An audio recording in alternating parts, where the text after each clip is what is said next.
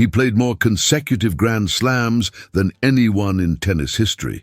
79 tournaments without missing a single one. From 2002 to 2022, 20 years without breaking the chain. 25 years at the highest level. But when it ended, almost no one noticed. Feliciano López wasn't supposed to last this long. His style was outdated. His body should have broken down. His career should have ended a decade earlier. But something kept him going when everyone else stopped. This is the story of the last gentleman in tennis and the price he paid to stay. In a sport that worships youth and power, Feliciano López was an anachronism. While his Spanish teammates crushed forehands from the baseline, he played like it was still 1995. Serve and volley, single-handed backhand, grass-court elegance. He was compared to Sampras and Edberg, players from a different era. But there was something deeper happening here, something most people never saw. Because while everyone focused on his classic style, they missed the real story. They missed the 14-year-old boy who left home to train alone, the 20-year-old who nearly quit after breaking both wrists, the 35-year-old who transformed his body when most players retire.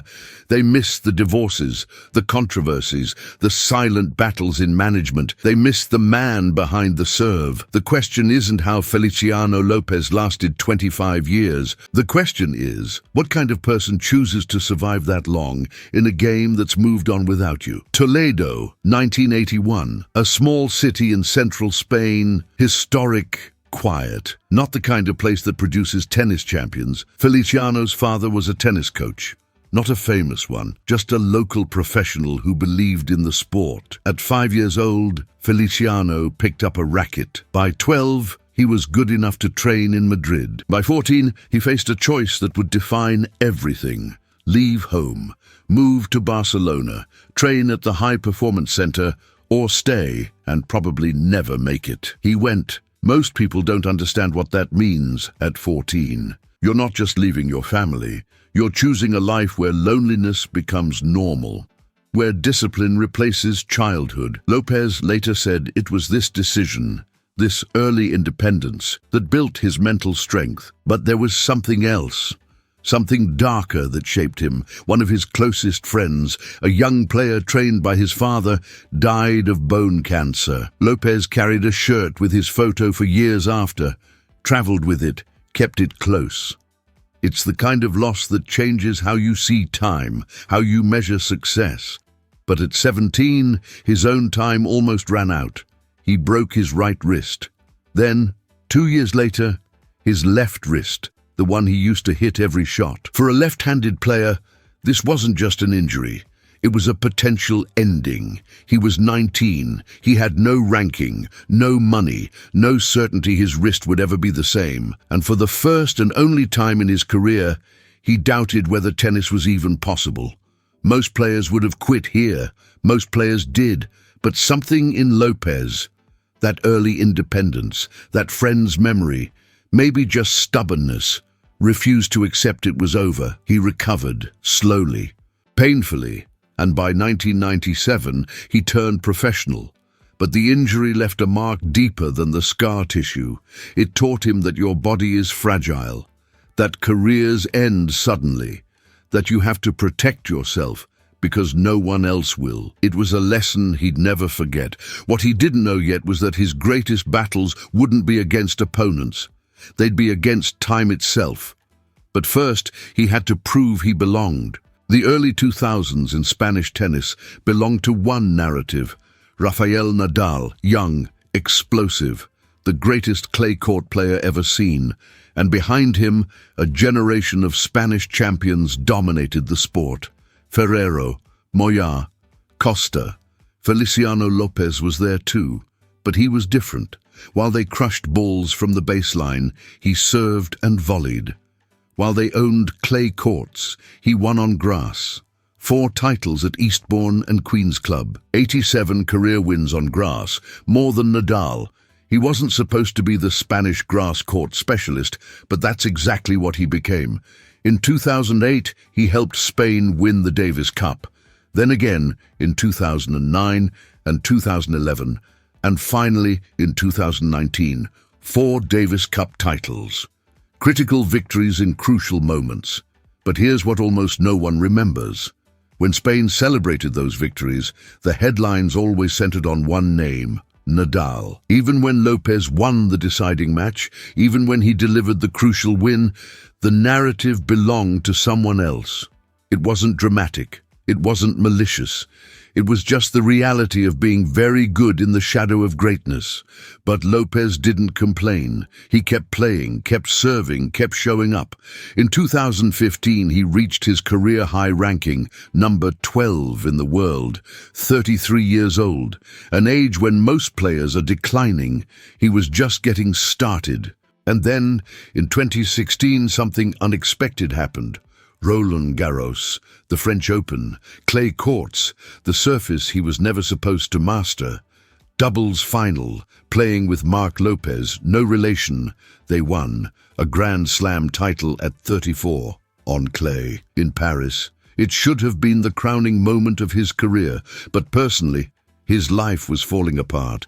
What the cameras didn't show was happening off the court.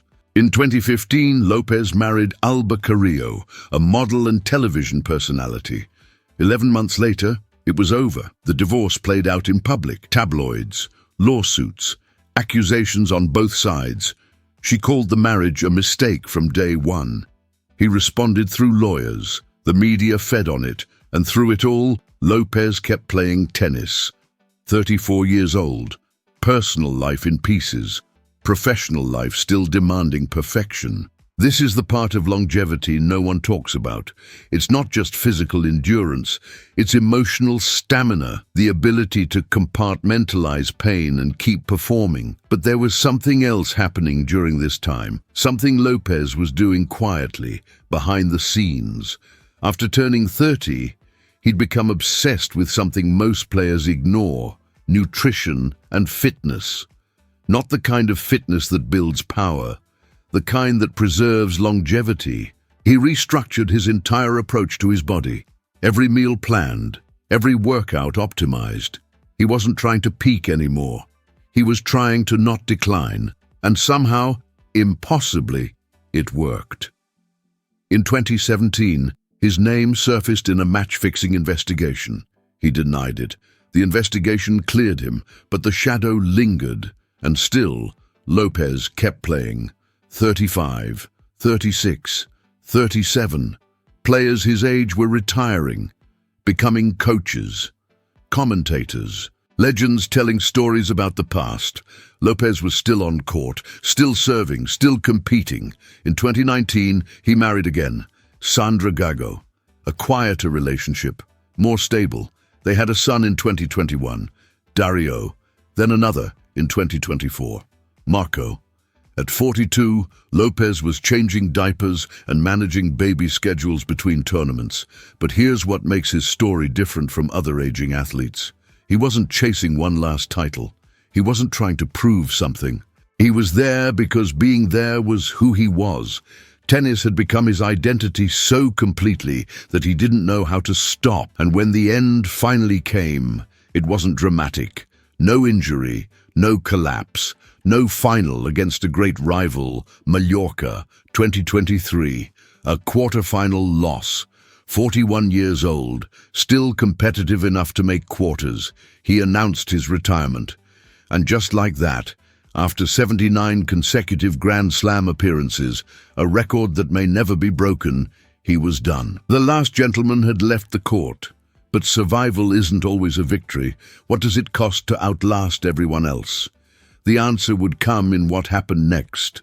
Retirement didn't mean disappearing. Lopez had already been transitioning for years. Director of the Madrid Open, overseeing Davis Cup finals, building an academy. He called the move to management the best decision of his life. Finally, he could control something, not just react to draws and opponents in age. But management revealed something uncomfortable. The same qualities that made him survive as a player, stubbornness, traditional values, refusal to change, were now causing problems. In 2023, the Madrid Open faced serious criticism about sexism. The women's doubles finalists weren't allowed to speak during the trophy ceremony. Models in short outfits were used as ball retrievers. And when Alcaraz and Sabalenka both celebrated birthdays during the tournament, Alcaraz received a large cake on court. Sabalenka got a cupcake. Cake Gate, the media called it. Lopez defended the tournament, said Alcaraz was the hometown favorite, that the decisions weren't meant to diminish anyone. The backlash was immediate. The tournament organizers apologized. Lopez didn't. He also publicly questioned whether Carlos Alcaraz was mentally ready to separate from his coach, Juan Carlos Ferrero. It was the kind of comment that felt paternal, protective, maybe, but it also revealed something about Lopez's approach. He believed he understood the sport better than the players living it. The same resilience that made him survive 25 years as a player now made him stubborn as an executive. He'd built his identity on endurance, on refusing to change when the sport evolved around him. And now, in management, he was doing the same thing, defending traditions, questioning modern players, holding on to a version of tennis that felt right to him. So what do we make of Feliciano López? He's not a cautionary tale. His career was remarkable, his longevity unprecedented, but he's also not a simple success story. He survived longer than almost anyone, but survival came with costs. A divorce that played out publicly, controversies that questioned his judgment, a career that ended quietly because he'd stayed too long for drama, and now a second act where his old-school mindset clashes with modern values. Maybe that's the real lesson of Feliciano López. Endurance isn't the same as growth. You can last longer than everyone else and still be left behind. You can refuse to quit and still wonder if you should have. López once said his greatest achievement wasn't any trophy. It was the respect he earned from his peers.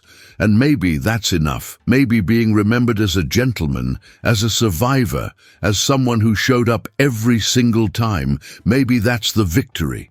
Even if the world moved on while you were still serving. In his academy now, he teaches young players about balance, education, and sport, not sacrificing everything for tennis. It's advice that feels like wisdom earned, the kind you only learn by living the alternative.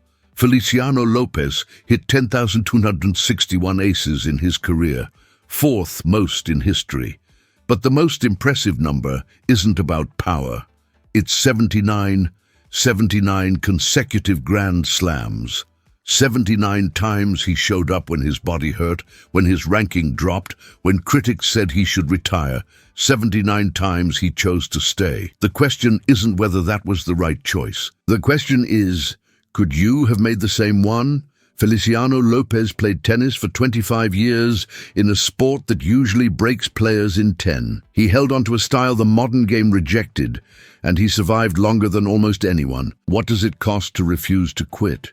What do you lose by lasting too long? If you found this story meaningful, consider what you're holding on to in your own life and whether endurance is the same as purpose. Thanks for watching.